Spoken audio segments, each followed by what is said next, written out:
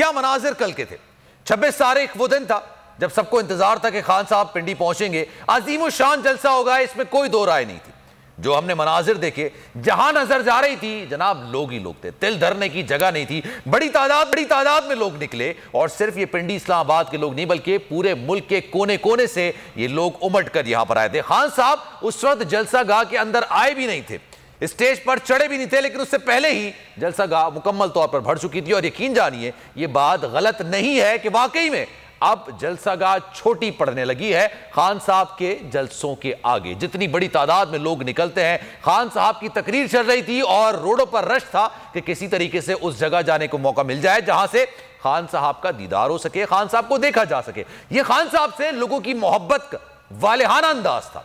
हर बंदा हर अपने तरीके से खान साहब से मोहब्बत का इजहार करा था। खान साहब ने भी लोगों को मायूस नहीं किया। खान साहब जख्मी थे, उनको गोलियां लगी हुई थी, डॉक्टर्स ने उनको स्ट्रिक्ट हिदायत दी थी कि आपने बेड रेस्ट करना है। खान साहब जब आए तो वो बेसाखियों पर चल रहे थे, देखा नहीं गया ऑनेस्टली, क्योंकि ये वो शख्सियत हैं, ये वो लीडर हैं जो कि शानदार तरीके से चलते हैं, उनका अपना एक स्वैग है। लेकिन जिस तरह से वो कल आ रहे थे, लेकिन फिर भी उन्होंने किसी की मदद नहीं ली। वो अपनी मदद आपके तहत बेसाखी के सहारे आगे चलते हुए स्टेज पर आए और पहली बार मैंने देखा कि उन्होंने बैठ के तकरीर की। जाहिर सी बात है उनकी पैर में गोलियां लगी हुई थी और उनका जख्म अभी तक भरा नहीं है। खान साहब ने अपनी तकरीर में एक ऐसा सरप्राइज दिया जो कि यकीन जानिए हुकूमत तो दूर की बात है, सियासी तज्जियाकारों को भी इस बात का अंदाजा नहीं था।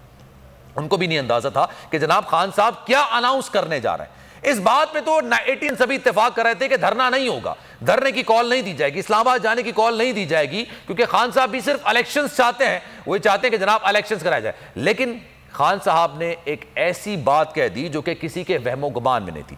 खान साहब की हुकूमत इस वक्त पंजाब में है, केपी में है, गिलगित बल्तिस्तान में है। उन्होंने तमाम हुकूमतों से इस्तीफा देने का, या ये कह लें कि जनाब आपने वो असेंबलियां तोड़ने का ऐलान कर दिया। उनका क्या कहना था जरा सुन लेते हैं, फिर गुफ्तगू का सिलसिला आगे बढ़ाएंगे।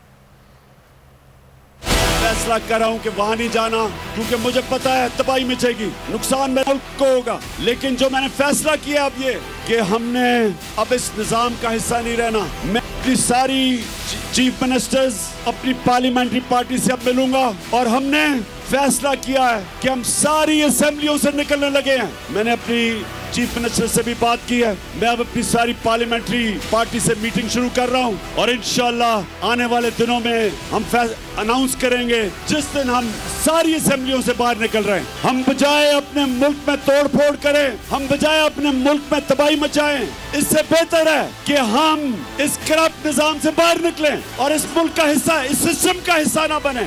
मेरी जितनी 26 साल की सियासत है वो मैंने आइन और कानून के बीच में की है। मेरे लिए इन 7 महीने में बड़ा आसान था कि हम वो श्रीलंका वाला हालात पैदा कर देते। मेरी पूरी कोशिश रही कि मैं किसी किस्म का इंतशार अपने मुल्क में ना पैदा करूं।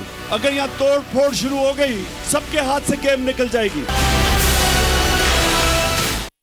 जनाब खान साहब ने कल अनाउंस तो कर दिया, 26 तारीख को अजीम शान जलसे में अनाउंस तो कर दिया कि जनाब होने क्या जा रहा है, वो करने क्या जा रहे हैं, उनका जो नेक्स्ट मूव है वो क्या हो सकता है। लेकिन उसमें कितने कानूनी मामलात आएंगे, कितनी कानूनी पेचीदगियां आएंगी, उन्होंने मुशावरत करनी है। इसी हवाले से जमान पार्क में आज एक लंबी नशिस्त लगाई जाएगी। उसमें मुख्तलिफ रहनुमा शामिल होंगे, उसमें कानूनदान शामिल होंगे, उसमें दीगर असेंबलियों के लोग शामिल होंगे, कौमी असेंबली और दीगर सूबाई असेंबली के मेंबरान भी शामिल होंगे। तो वहां पर क्या एक्टिविटीज हैं जरा मजीद बात कर लेते हैं। जमान पार्क आपको ले चलेंगे, रियाज आवान इस वक्त मुझे ज्वाइन कर रहे हैं, उनसे जरा मजीद बात करते हैं। रियाज बताइएगा, आपने कहा था 2 बजे गालिबन जो लिस्ट है वो फरहाम की जाएगी कि आज कौन कौन खान साहब से मिलना चाहता है, ये मिलेगा और उसके बाद खान साहब जिसकी अप्रूवल देंगे वही मुलाकात हो सकेगी। तो क्या मुलाकातों का सिलसिला शुरू हो गया?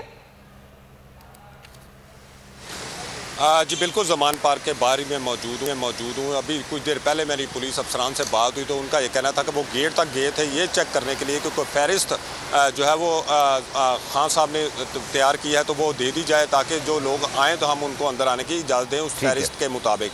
लेकिन पुलिस अफसरान ने यह कहा कि अभी तक वो फहरिस्त जो है वो पुलिस अफसरान के हवाले नहीं की गई। जो ही वो फहरिस्त आएगी उसके बाद आइंदा का हम लाहे अमल बताएंगे कि कितने लोगों को उन्होंने फहरिस्त में नाम भेजे हैं तो उन लोगों को अंदर आने की इजाज़त होगी। लेकिन अभी तक यहाँ पर कोई PTI का रुकने कौमी या सूबाई असम्बली जो है वो यहाँ पर नहीं पहुँचा। ज़ाहिर है उनका ये कहना था कि अब टाइम जो है हमें बताया गया है कि वो 4 बजे के बाद जो है वो अरकान असम्बली यहाँ पर आएंगे और पार्लियामेंट्री पार्टी के लोग भी यहाँ पर आएंगे, कुछ कानूनदान भी इसमें शामिल होंगे, जिसके बाद इनके साथ मुशावरत होगी और ये एक लंबी मुशावरत होगी, क्योंकि इमरान खान ने कल जो ऐलान किया था कि वो इस करप्ट जो है वो सियासत का जो इस करप्ट जो हुकूमत है इसका हिस्सा नहीं बनना चाहते, इस वजह से वो असम्बलियों से बाहर आ रहे हैं। तो ये फैसला उन्होंने किया था, इस फैसले के मुताबिक उन्होंने आज मुशावरत करनी है और मुशावरत के बाद वो बाकायदा ऐलान होगा। लेकिन अभी तक जो कौमी या सूबाई असम्बली के अरकान वो यहाँ पर नहीं पहुँचे और ना ही अंदर से कोई ऐसी फहरिस्त आई है जो पुलिस को दी गई हो जिनको अंदर जाने की इजाज़त हो। जी, लेकिन आज हैं मुलाकातें, आप ये कह रहे हैं कि अभी तक फिलहाल फहरिस्त वाला मामला नहीं हुआ, लेकिन मुलाकातें होंगी, हो सकता है 3 बजे 4 बजे हो शुरू हो, लेकिन आज मुलाकातें शेड्यूल हैं। जी बिल्कुल, यही बताया गया कि मुलाकातें शेड्यूल हैं, लेकिन वो 4 बजे के बाद अब टाइम जो है वो मुकर्रर किया गया है। लेकिन कितने लोगों की फहरिस्त, कितने लोगों ने इसमें मुलाकात में शामिल होना है, ये अभी तक नहीं बताया गया है, क्योंकि अंदर से कोई फहरिस्त आएगी तो उसके बाद ये मालूम हो सकेगा कितने लोग जो है मुलाकात के लिए इमरान खान से जाएंगे। ठीक है जनाब, रियाज आपसे मज़ीद ही बात करेंगे। जनाब, अगर ये वीडियो आपको पसंद आई है तो लाइक पर क्लिक जरूर कीजिएगा।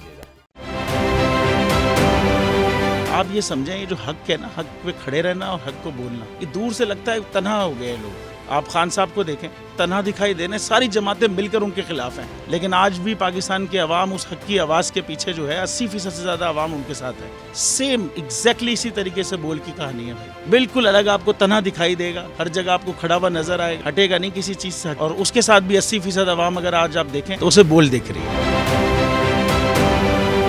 जाली केस है ना, ये हम पे उस वक्त बनाए गए थे जब हुकूमत यही थी, इन्हीं लोगों की हुकूमत थी ना। और ये जाली केस, इनको मैं नहीं कह रहा इस केस को जाली केस, इनको पाकिस्तान में क्या पूरी दुनिया में एक ऐसा शिकायत कुंदा नहीं मिला, एक ऐसा कंप्लेनेंट नहीं मिला जिसने ये कहा हो कि हमारे साथ फ्रॉड हुआ है। तो ये खुद ही बन गए कंप्लेनेंट और ये खुद ही इन्होंने खुद ही इन्वेस्टिगेशन की, उसकी खुद ही तफ्तीश भी की, यानी कि कंप्लेनेंट भी है, इन्वेस्टिगेशन ऑफिसर भी है। और इन द एंड इन्होंने फिर उसके बावजूद ये कोर्ट में जमा कराया कि जी ये केस जाली केस था और इसमें किसी किस्म जो कुछ एग्जैक्ट कर रहा था सब लीगल। ये मेरी बात नहीं है, ये इनके इन्वेस्टिगेशन ऑफिसर की बात। सबसे ज्यादा व्यूज और सबसे ज्यादा रेटिंग के साथ बोल आज भी रहा नंबर 1 पर। सब्सक्राइब करें और बेल दबाएं ताकि कोई खबर रह न जाए।